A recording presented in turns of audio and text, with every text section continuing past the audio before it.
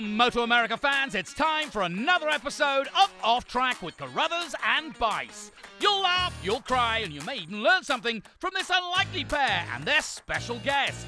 The mic is yours, Paul and Sean.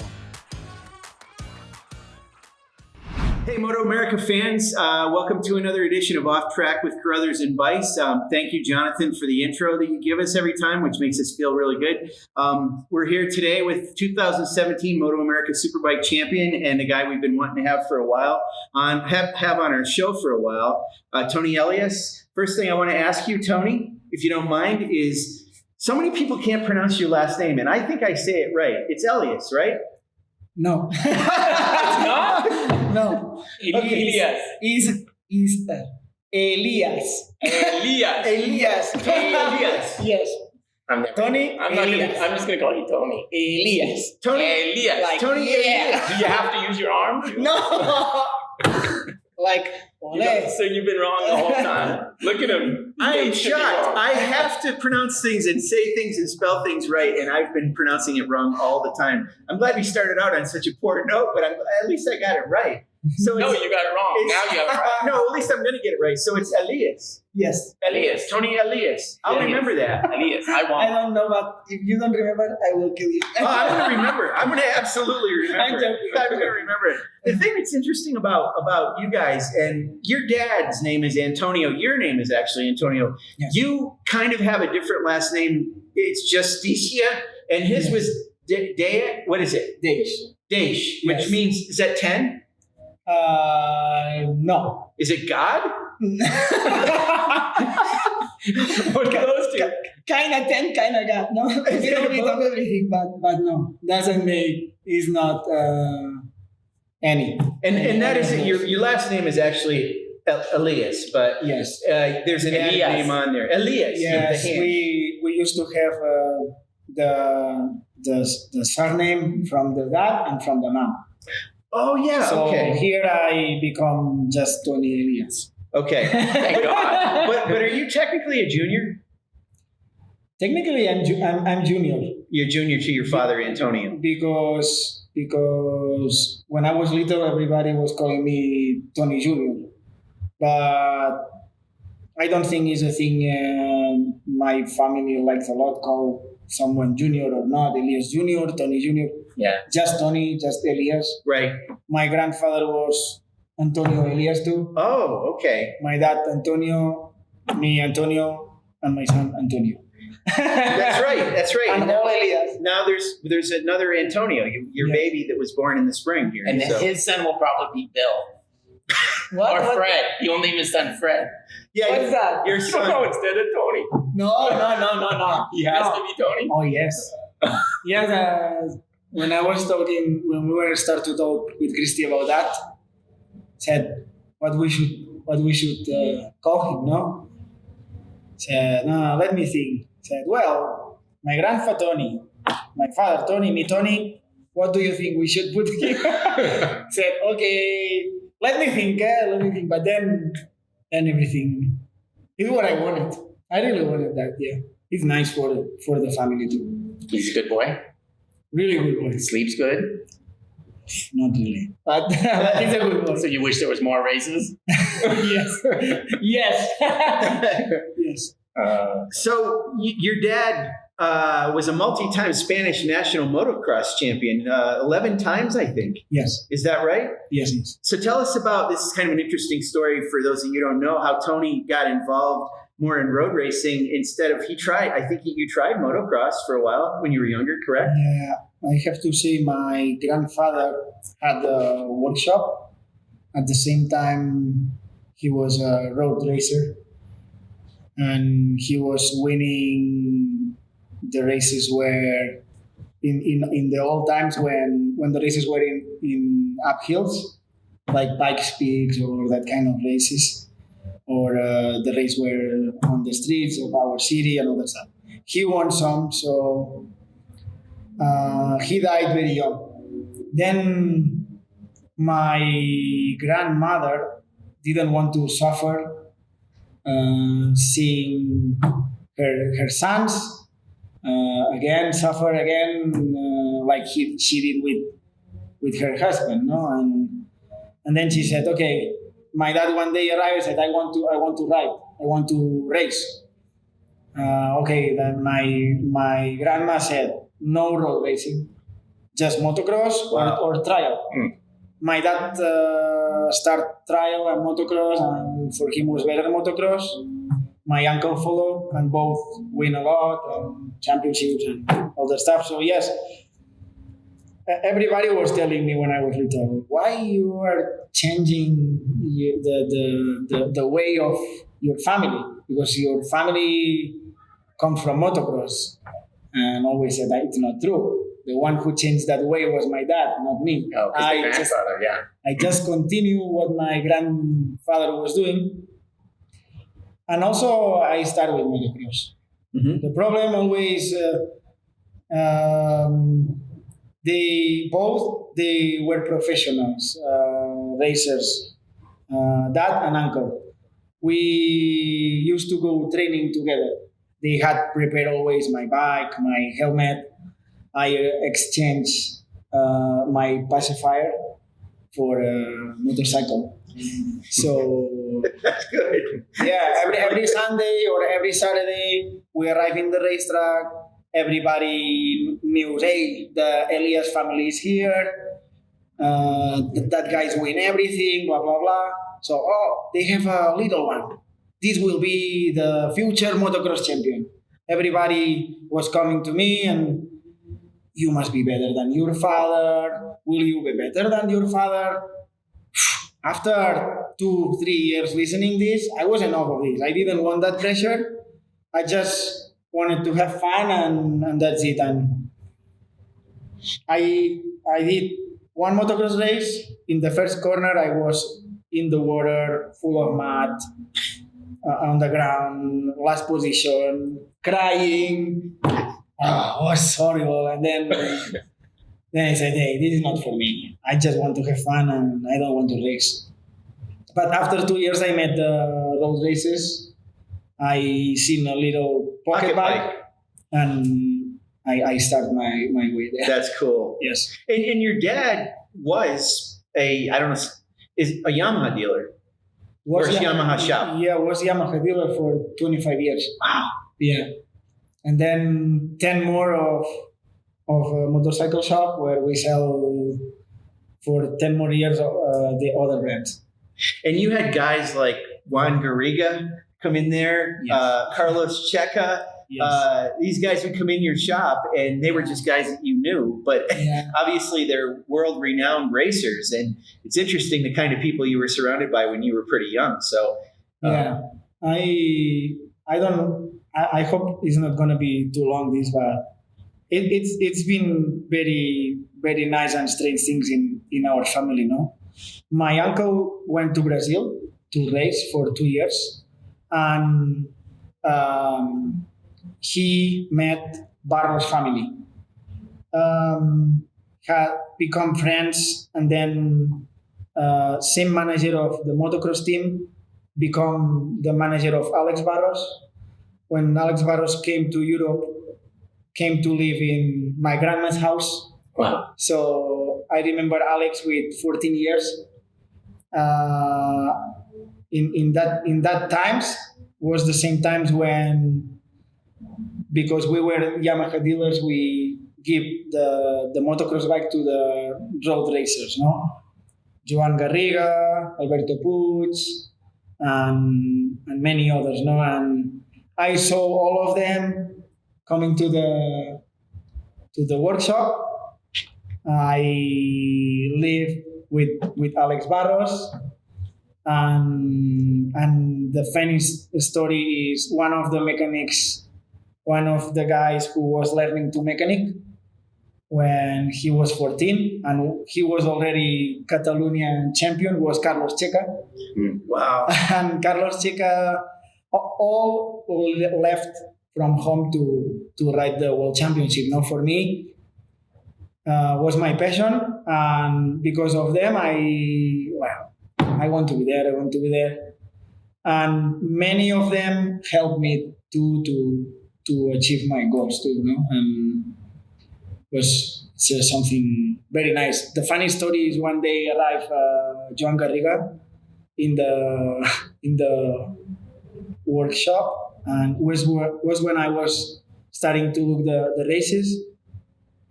Wayne Rainey was my idol. He was the one who was world champion, who was winning the races with the number one, with the Marlboro colors. That colors were amazing. But then the mid class was Joan Garriga and Cito Pons. Right. So Yeah, one was it Ducato's Yamaha at the time? yes. Cigarette company, Ducato's. Yes. Yep. Yes, and one day, one guy arrived in our workshop, and my father said, "Tony, who is this guy?" And I was there like, I don't know. And my dad said, "Yeah, you see him every Sunday, every 2 Sundays on the TV. So who is he? Won races. You must know. What class? 250. Okay. Cito Pons." And he was Joan Garriga. And Joan Garriga started, "Oh my gosh, this fucking guy! I don't want to see this fucking guy. Send this guy to the other side of the world." How old were you then? I was 4 years or 5 years old. Yeah.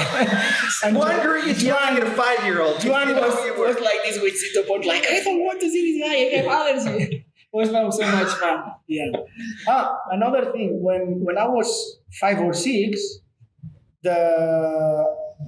there's an organization who prepared a Super Prestigio in Barcelona for the first time in the bullfighter ring. Right.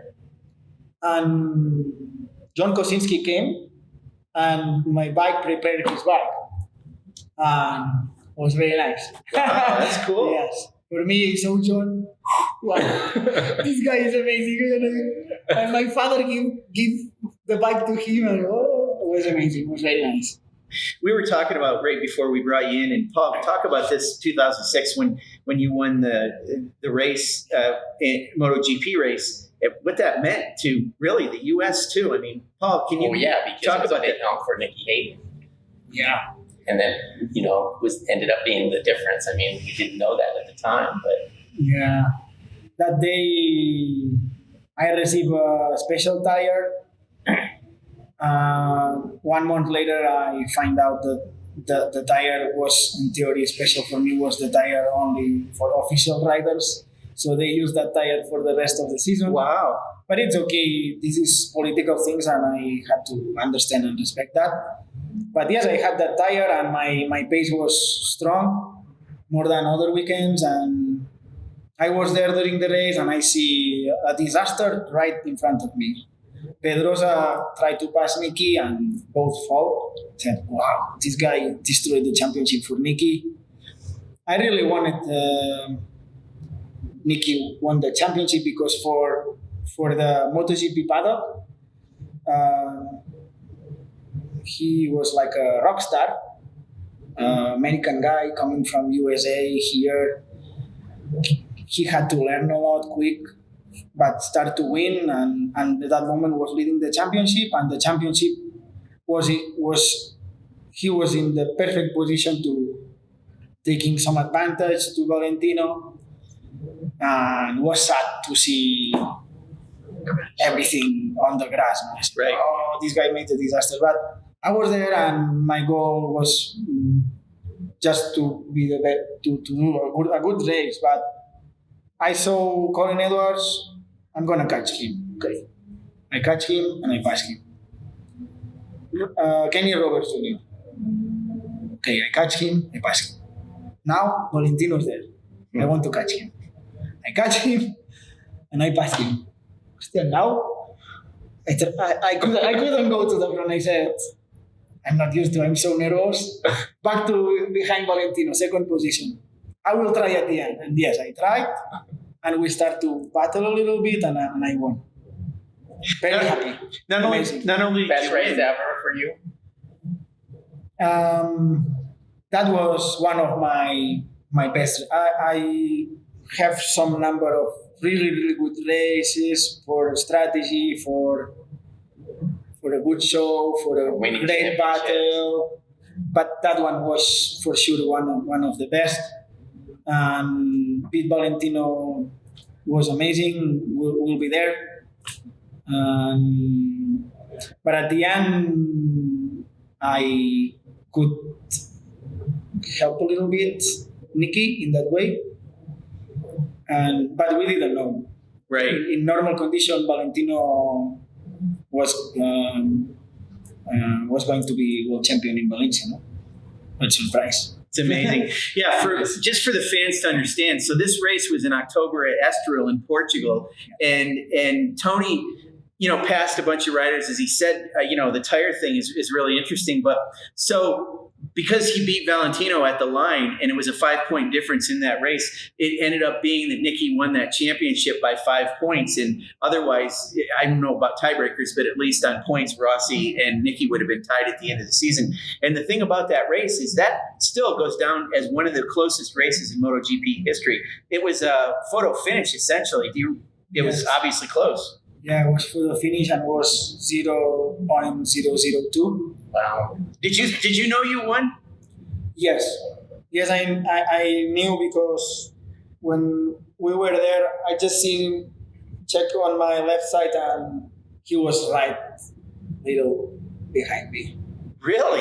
Yes. You can tell even when it's that close. Wow. Yes. And in Estoril track, in the race control, they have a big picture of that moment with my tire right in front of him. After that race, was Rossi pretty happy for you, or was he really disappointed? Yeah, this was amazing because I remember that weekend my motorhome was here and Valentino's motorhome was right next to me.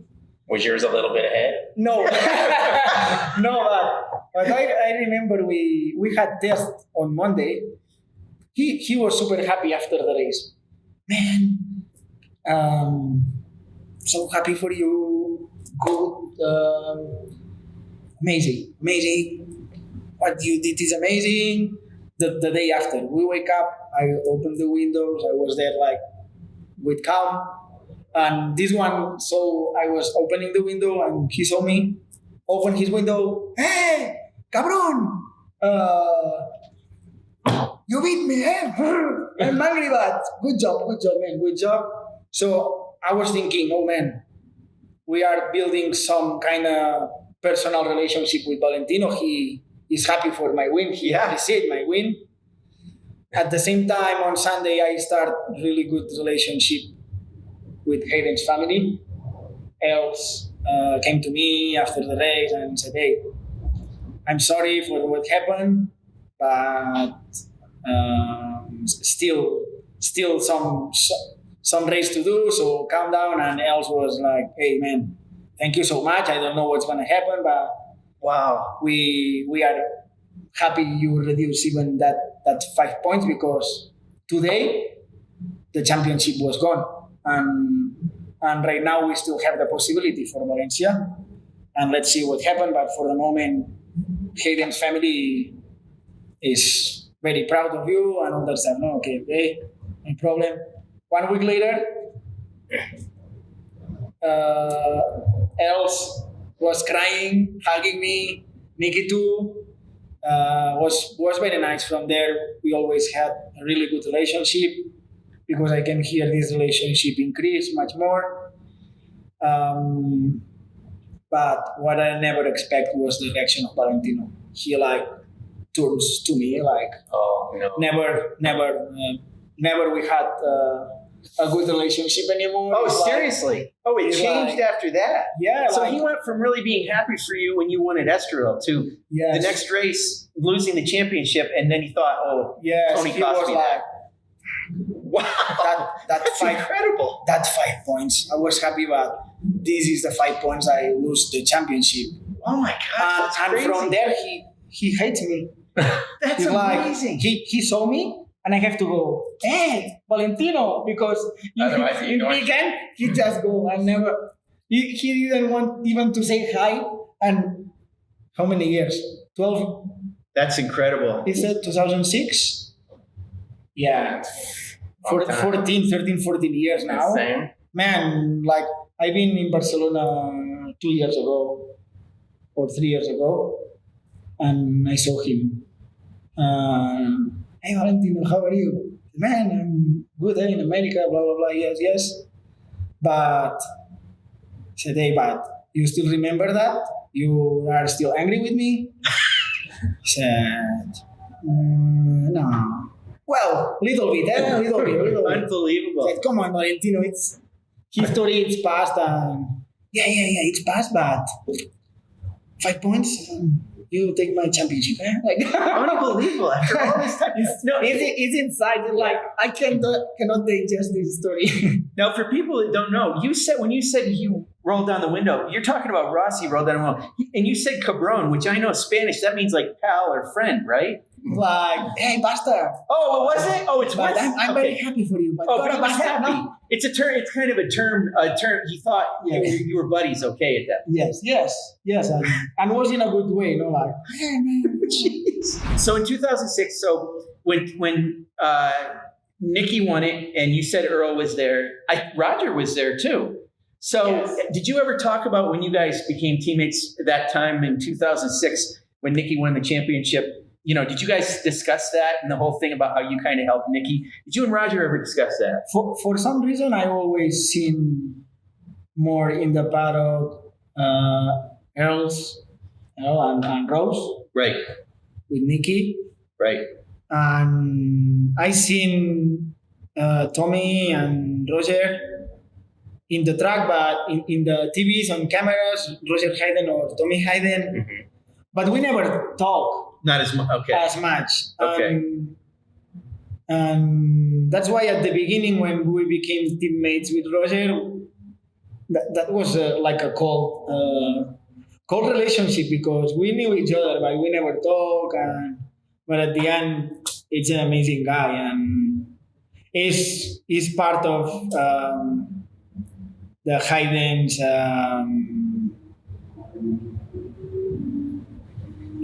I don't know how to explain.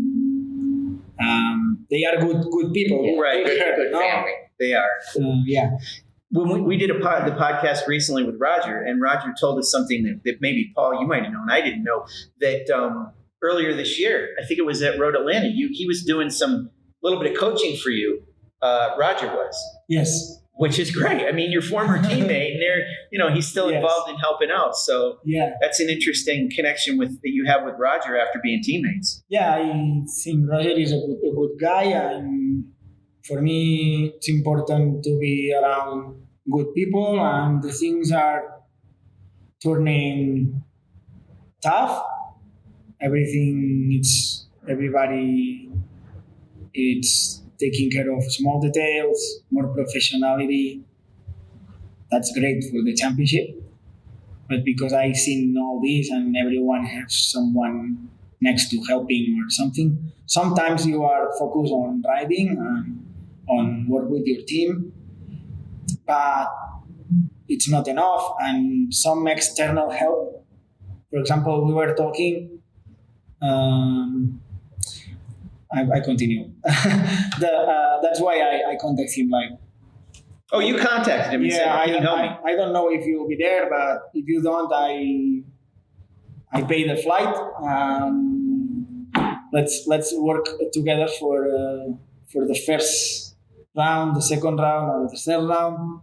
If you are there, and we did it in Kota and Atlanta. She said, "Yeah, man, anytime, anything you want."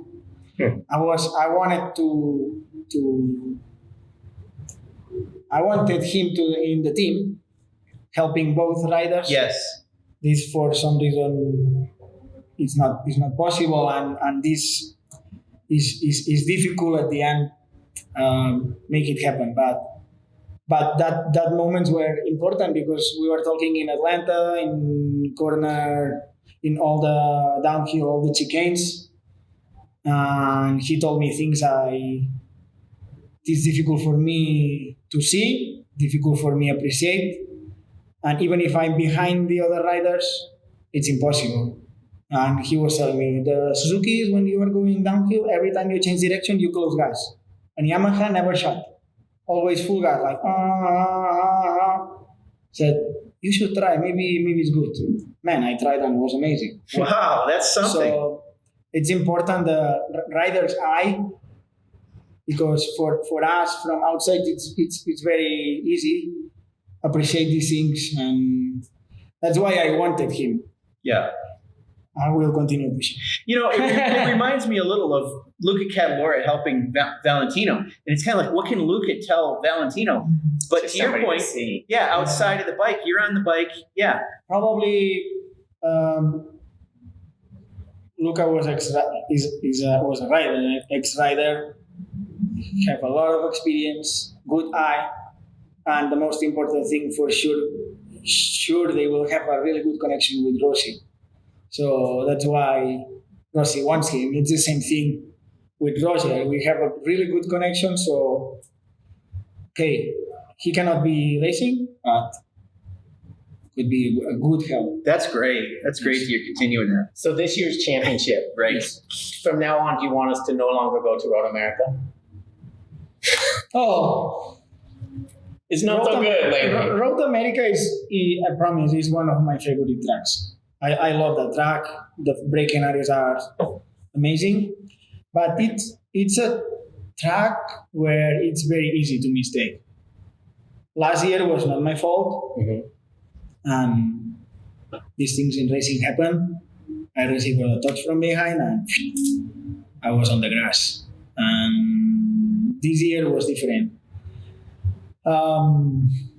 We improved the bike a lot before Road America, but I was feeling the front light all the weekend. So we make a changes for Saturday, and all the changes we prepared for the bike. We couldn't test it because rains, and then we decided to stay in the same setup. It was the most safety thing or smart thing, but I paid. I paid on Sunday because the last 5 laps I was suffering the front. The temperature was more cold. The front tire was not in the right temperature, always losing. And I mistake in the last corner. My question is this. Wait, you have Heron in front, Yes. so obviously you go wide because you're thinking about a good drive on the front straightaway, right? Yes. But that's not very much like you to leave the inside open like this. Yeah. But in order to maybe draft him, you have to do this line, right? Yes. So it's at that point in time, are you deciding like, do I stay on the inside and worry about Cameron, or do I go out and try to win the race? I imagine Cameron was there. In my mind, when I arrived in the last corner,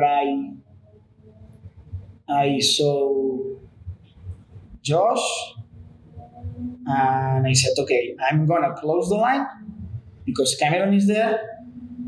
But even if I close a little bit, you should be not too in, but not too out. If you are too out, Cameron will pass you. If you are too in, you are not gonna have the speed enough to pass him.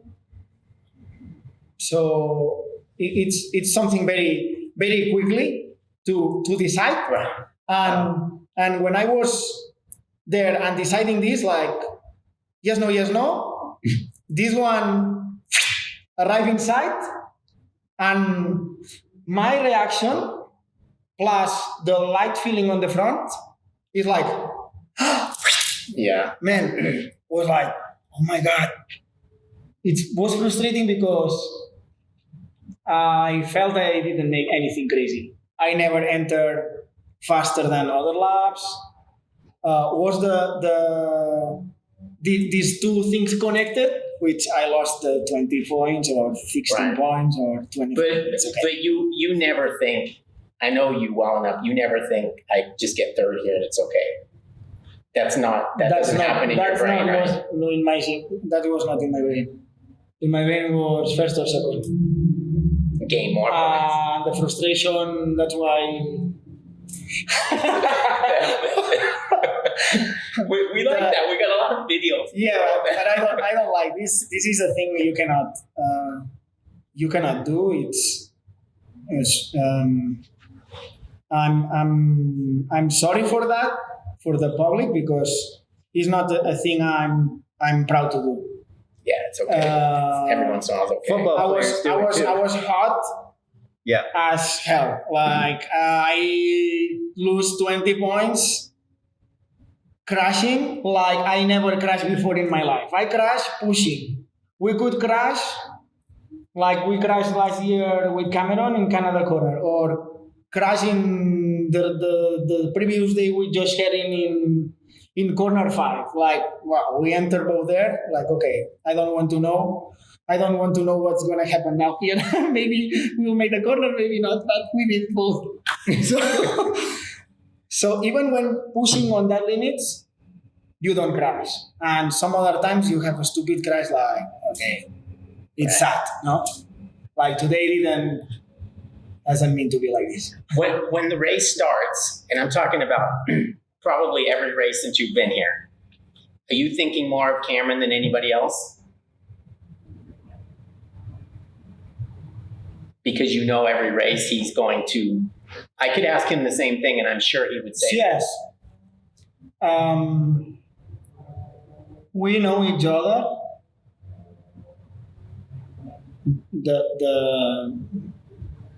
Maybe the future will be different, for sure. It's the way of life. Mm-hmm. Probably with more time will be more difficult for me. The young kids are strong and crazy. Will be the way will be. But right now is Cameron and me, and the championship points always talk about this, no? And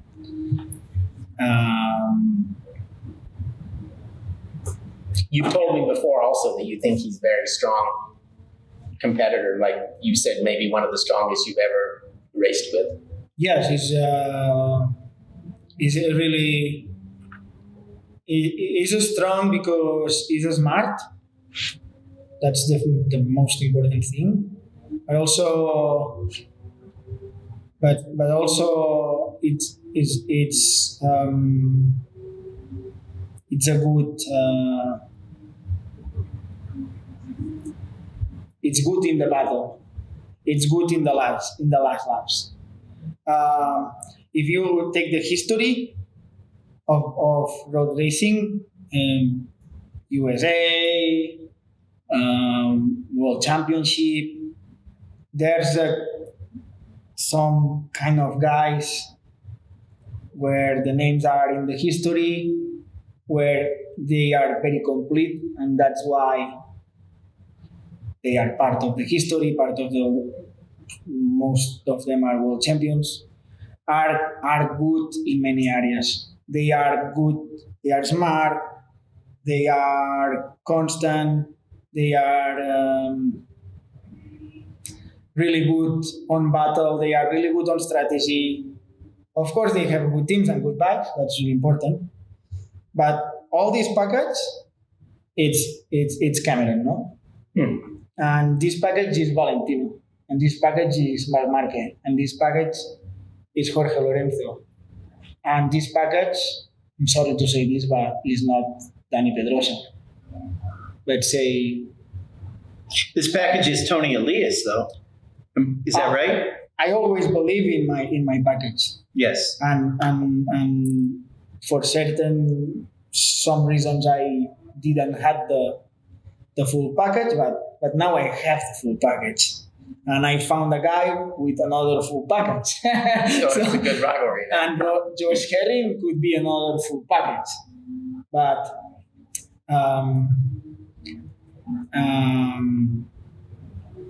for example, Dani Pedrosa was really strong, but in some kind of race, if the race was going in that direction, he was super strong. But in a battle, was not. Always, when you found some rider, it's not complete, and you miss something.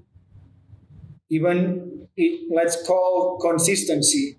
If you miss consistency, nothing. If you miss battle, no good. always something. It's difficult. With the time, riders can improve. If you are Josh Herring before was not using the brain and was a really strong rider. But this strong rider is gaining, is being more constant, more using more brain, and in the future will be full package, and will be very difficult to beat. He's quite very difficult to beat. But he's quite different as a teammate than Roger, for sure. And you've had some moments this year already. We expect there's probably going to be more of that. Tell us about that, because we know a couple of races ago we had a press conference. I got mixed up. I thought the person that was mad at the other was the opposite of what it really was. I'm sure it's going to happen again, and he's your teammate. The first one you want to beat your teammate. For example, Roger I believe Roger is a full package, but for some things, I think the setup he used, especially in the last year, was not the right setup to be in the full package. But he's one of the strongest guys I ever met. A guy who motivates me a lot and pushed me a lot since the first day, the first test. The battles I had in test with Roger Hayden, I never had with Josh Herring. And then we had really big battles on the track, like I'm doing now with Josh. But as a relationship, we grow a good relationship during the years, and never we had some trouble as a teammate, but not a big deal. And with Josh Herring, it's different. Josh Herring is really strong. It's a really good rider. It's growing a lot in many areas. He's 24/7 watching my data. He break like this. He use this. He use that. He do that. He change in that way. Kind of breaks my balls, I have to say. but this is what it is. I can't do anything about this. And the data he's looking at is helping. Of course, right. Of course, helping. If you are on Friday 1.2 and Saturday you are 0.2 and Saturday afternoon you are trying to beat the other one like an animal, in 24 hours you must look many data and many information, and you see many things, no? So yes, of course that breaks my balls, but is what it is, and this is racing. Valentino wanted a wall in the box, and wanted to cut the data, and but it's very difficult to stop this. In some way, always they will have the information, so it's better forget about that and do your job. And I have another job and another guy to control too. The only thing, and I was not really happy at the beginning of this year. I know he's strong. We don't need to see he showing me every braking area, no? Like Kota.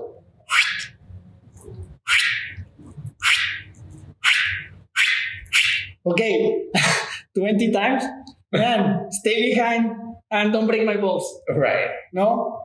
We are working for Suzuki. Yes. Road Atlanta. Pa, pa, pa, pa, pa, pa. Man, I have more rhythm. Stay behind. Let's work as a team. Let's go. Cameron have problems. Gerloff have problems. Let's go. Next braking area. Boom. Boom. I told him, I said, man, you are not smart. We have to work. We have to. We are teammates. Let's work together. Let's go in one direction, and let's see.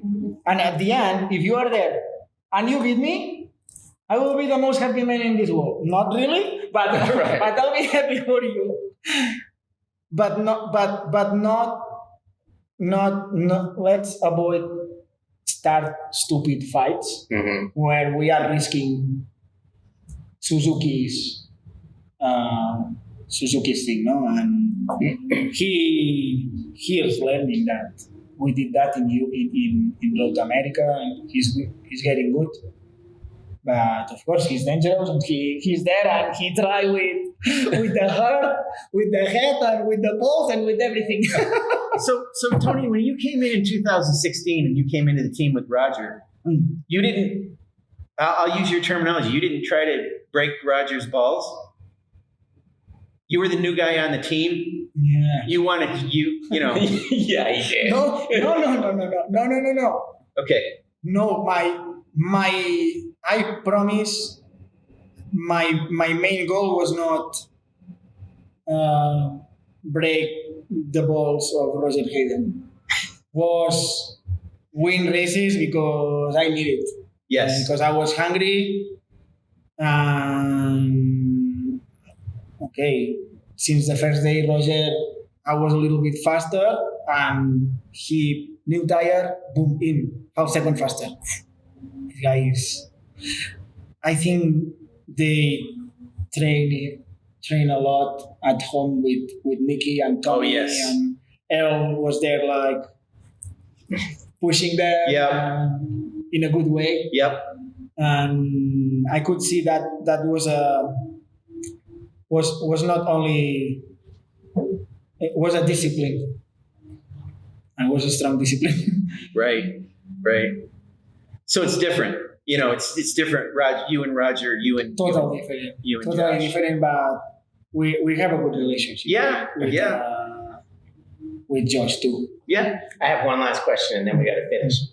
But it always amazes me, and I know it's more difficult riding than it is me sitting here watching and thinking. But on the last lap, every time I don't know why they leave a little bit of hole for Toni to go through. Like if it was me, I would go on the inside, and you would have to either hit me or go around me. And is it just difficult for them to carry that much speed on such a tight line that you're able to do? Is that why they leave space? And you take the space every time. The job of the rider is find the space in or out. Right. And I think what is really good right now, just heading, doesn't matter. Doesn't matter if you are in or out. He always will do the opposite. And just he have the balls to do it, to try it, and he pass everywhere. Even if you close the door, he will pass you in straight to the corner, or pass you outside, like he did in Carousel last week. That's nice. that's very nice. Did that surprise you when he went on the outside? I didn't know. I saw it on Instagram. Surprised me because I didn't know he did that. And man, that is a ridiculous thing for a rider when somebody passes outside say, this is I don't want all the people see that, but it's okay. You have to accept that. One day Cam did it to me. I did it to Cam. Josh did it to us. Another day will be different. Yeah. Both are really good riders, and also Gerloff. Gerloff is really strong rider, but he's so young. He will get there, don't you think? He will get there. He needs more experience, but he have the really strong qualities. Yeah, good. All right, before we go, and I appreciate everybody listening and watching, we have to show them your shoes. Oh, yes. Absolutely. These, my friends, are shoes. With zippers to take them on and off. And notice people, Tony, show them the backs of them too. Yeah, why they is it say backwards? They say Nike backwards. We don't know why. And they have black stripes on one side and white on the other side. We don't know what's going on. Tomorrow another one if you want. Okay. To use Tony's, it takes big balls to wear pink sneakers with zippers on them. That's for sure. Okay, thank you guys. Thanks, guys. Thank you, man. Thank you. Thanks, Tony. Awesome, man.